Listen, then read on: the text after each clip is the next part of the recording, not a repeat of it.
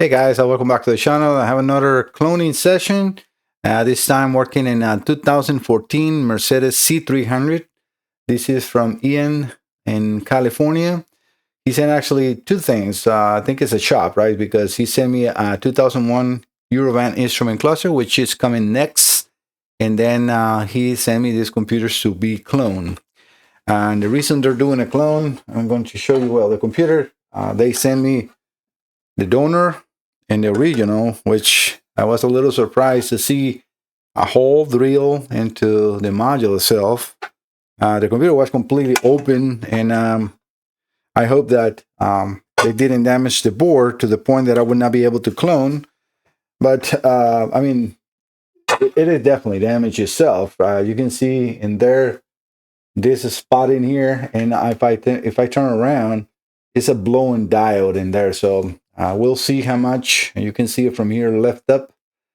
But I don't like to have too many open modules because sometimes there's rip components or breaking things that can make it very hard to clone.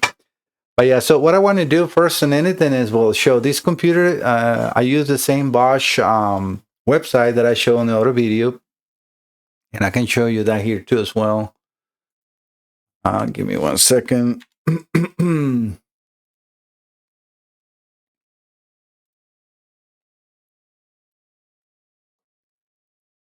And let me turn that off. All right, so this is the website where I usually get the modules to know exactly what are they or not. So you can check with the part number, but these modules actually have that in here. It says MED 17.7.2, and that is exactly, the module. The part numbers of both modules are exactly, so not a problem in there. And we have that one and that one. So I put those two other windows in there so you can see what I'm doing on the flex and also what I will be doing on the bench, which is going to connect the module, right? So let's open the manual. It looks like a very simple connection. So I'm going to move this one just a little away from there so I can get the connections done. So this is a 7-pin connection. We're going to need two different wires or terminals. One or two are a little bigger than the other one, so I'm using it. This comes with flex B, and then the rest are all E pins. So we're going to start with an order. We're going to go into port A1. I'm not going to use the same colors they're referring there because colors are not really important, right? All right, so what we need to do is make sure that we are in the correct pin. That goes into port A1. Yeah, you can see from there, perfect.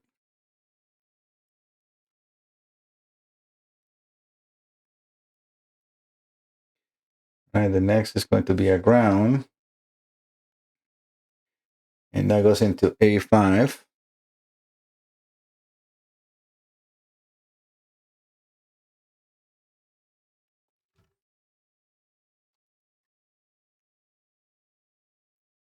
All right. I don't care about their colors in here. All I need is pin numbers and what port am I connected to. So it will be 2, 4, 5 and goes into B6.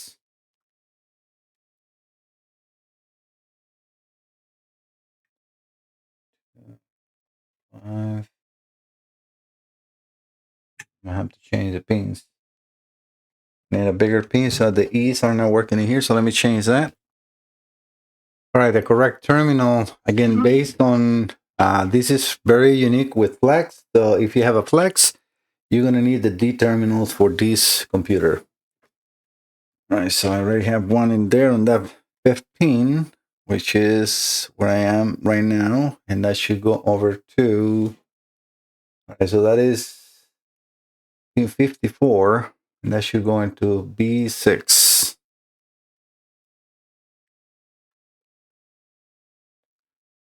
All right, the one down.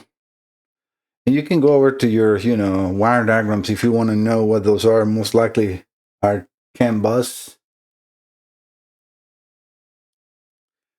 And the next one is pin 41. It's again a 5th pin on the next row.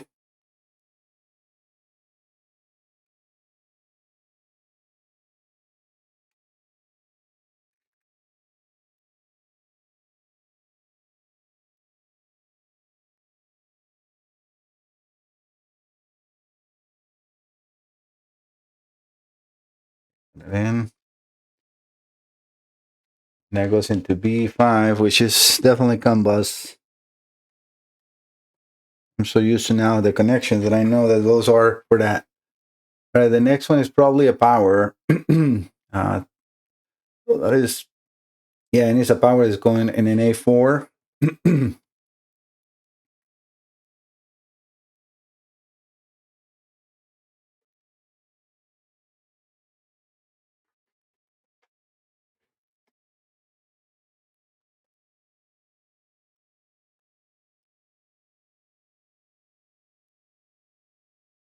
Right, that will be also a 5th pin on the first row.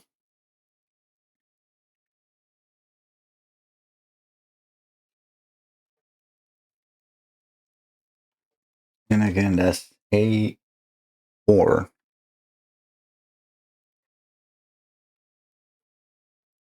We got 2 more connections now on the other connector. And this is completely correct. We have a 2 connector, T95, 96 pins, and T58, 58 pins, right? Okay, so let me put that one here.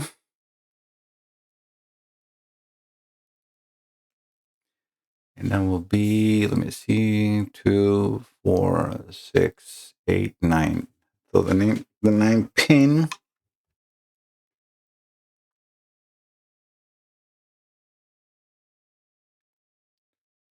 4, 6, 8, 9.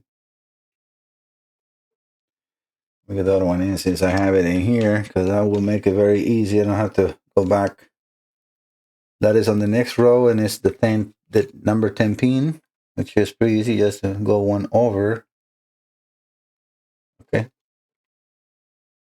So now we know that this is the 9th, and that one goes to B7.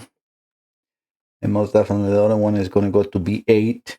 That's our the boot and so signals to put the computer in boot mode. Yep, that goes into B8, as I said. All right, so we got everything ready to start the read. And the reason I wanted to start with the donor in this case is just to prove that we can communicate properly.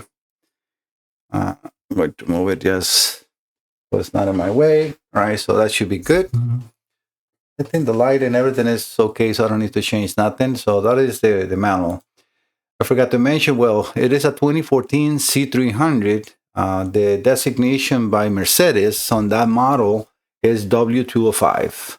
And the M274 910 is the engine and so on, right? For those that are familiar with Mercedes. All right, so the first thing that you want to do is connect. In the meantime, this is connecting because I have not created a folder for him. You're not going to be seeing this, but I'm going to go over to my database and create a folder for Ian. It's going to be an automotive. Do I have one for Mercedes? It should, yes. All right, so new folder, 2014. Yeah, it looks like I connected perfectly. I'm just, like I said, creating the bin for him. He didn't even send me the bin number, so that is a little concerning because yes, I know I'm working in a car, but then I need to check or so. I not even know if I'm reading the correct bin number, especially with a bad module, right? But that's what they send. That's what I can do.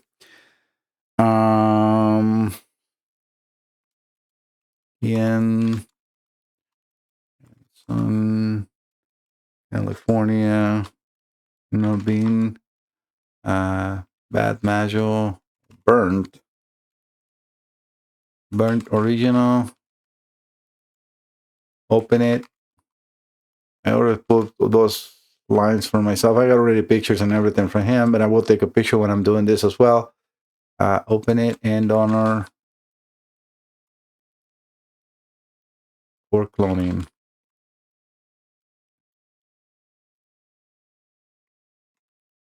All right, now I have the folder ready. I'm going to create another folder, a subfolder, where I'm going to put flex donor read,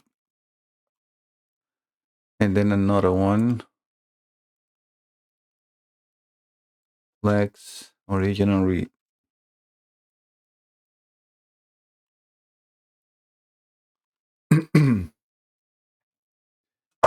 Just going to put those together, kind of like this, just to take a picture here for the process.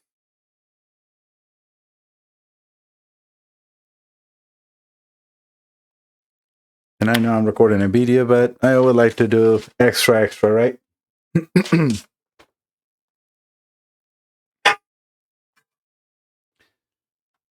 I got the folders ready. We got that. I'm going to take a picture of this one with the snipping tool. I always take a full screen capture and save it on the folder, which I just created. So bear with me 1 second.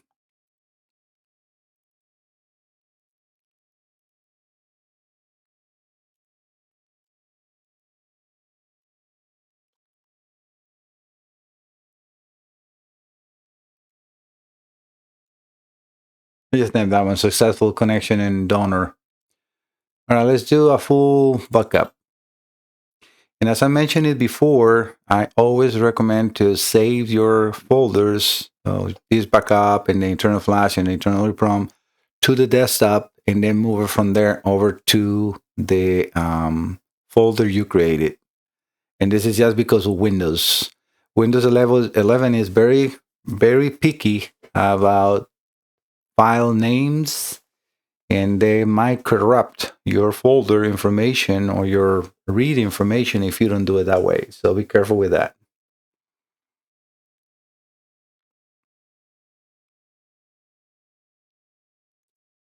So let's reading first the internal flash.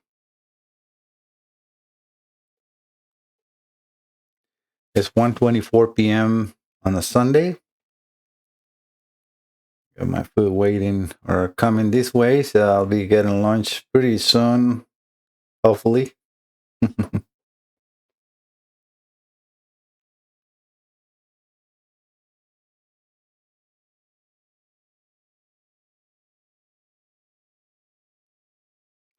Yeah, I think what I'm going to do too is probably connect the donor computer to scanner, so we can at least read that B number, because I don't know what the other B number is, right?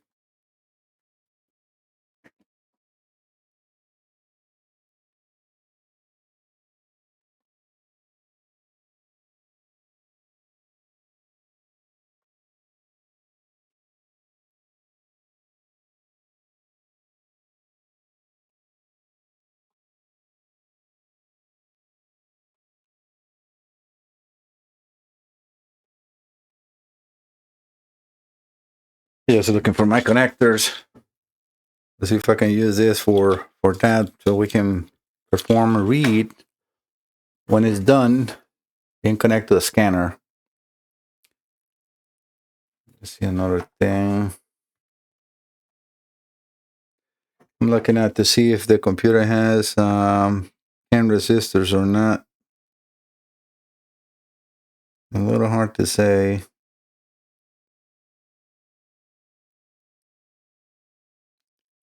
Very burnt. Wonder how this happened, you know?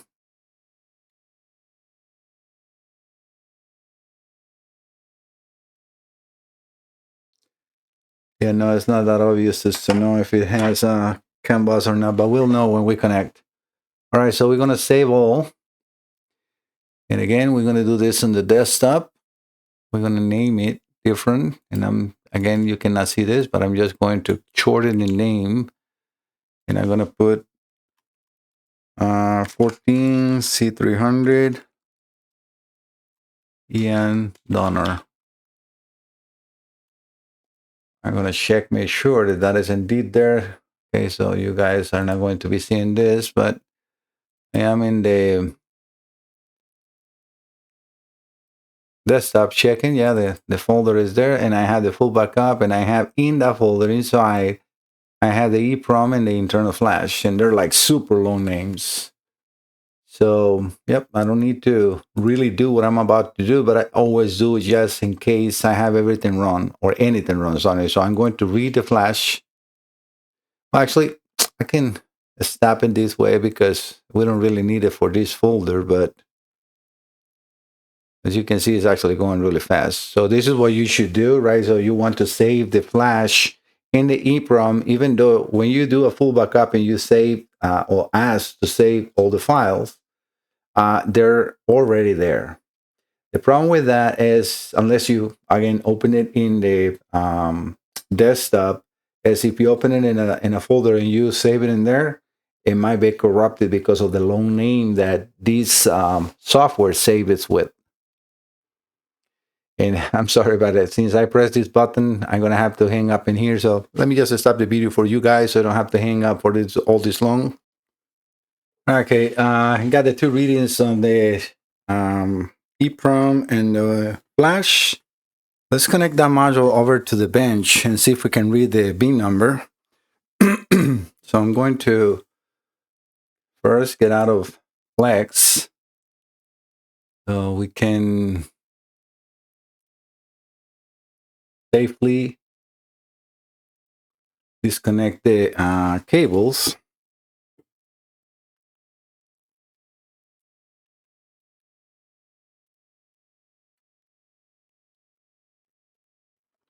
I can probably leave that here, because definitely we're going to need that for the original one.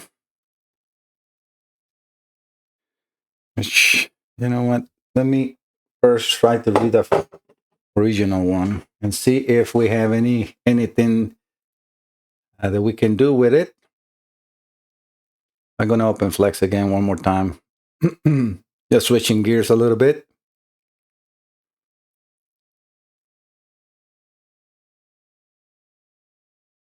I'm opening the software, so you will be seeing it very shortly.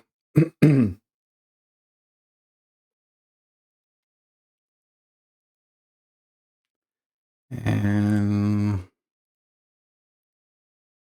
okay, we have it up in the screen again.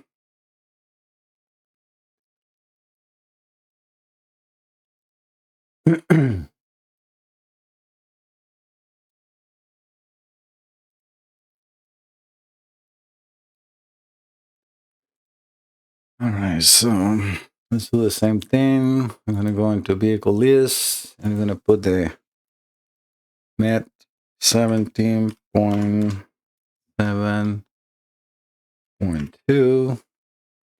Scroll down to C class, and all of this will work. And here we're going to select the bench. Next, and let's read the manual one more time. Perfect, all is there.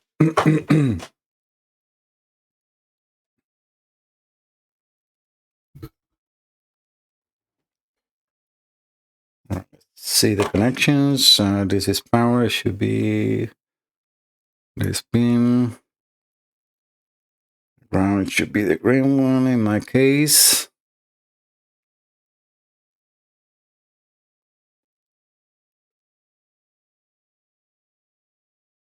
Port 6, which is the white wire, is the fifth one.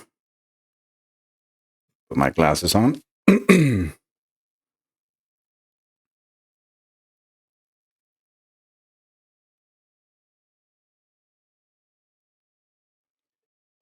And the next one is B5, right? And B5 is something on my glass.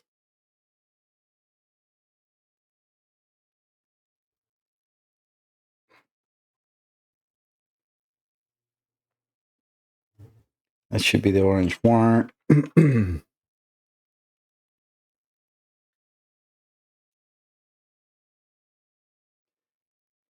And the next one should be A5, A4. A5 is a ground. That is in the last row, the 5th pin as well.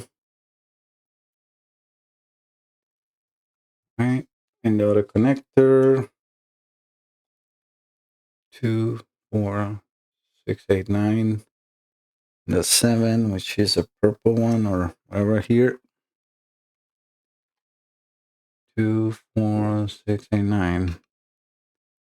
2, 4, 6, 8, 9. And the next one, which is the only wire left, is the 10 pin on the next row.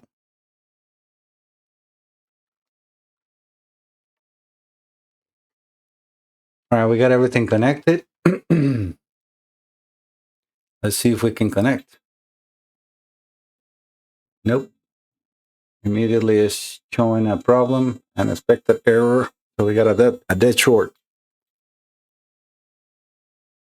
It's drawing 6 amp. This cannot be refreshed. All right, so let's unplug this from here.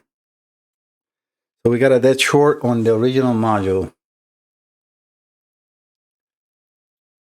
Kind of like suspected that. So let's see if we can do anything with this before I start spending time into connecting the other computer. All right, so let me close Flex. And in this case, all right, so I'm going to use my other multimeter I have here. Yeah, you guys can see. Let me take that circle out. Let's do a couple of tests on this module. And I knew that this was going to be the case. So I'm going to actually remove the Flex completely from the bench.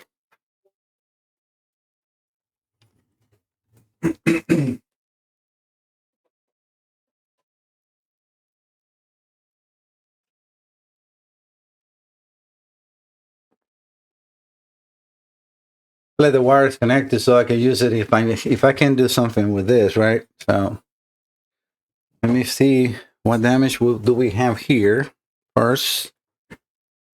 You're not going to be able to see that because I don't have the microscope connected, but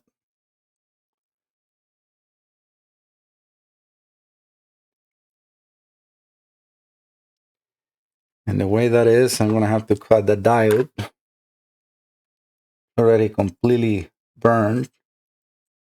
Either way.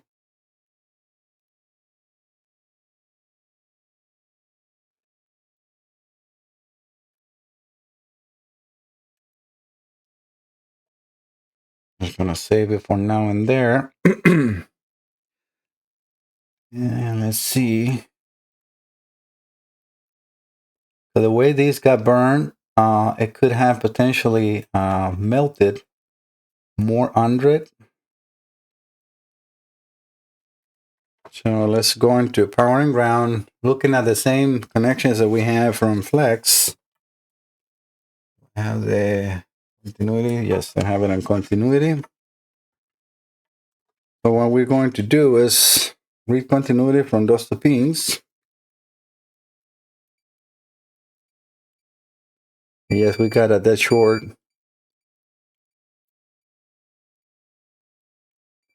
Pin 2.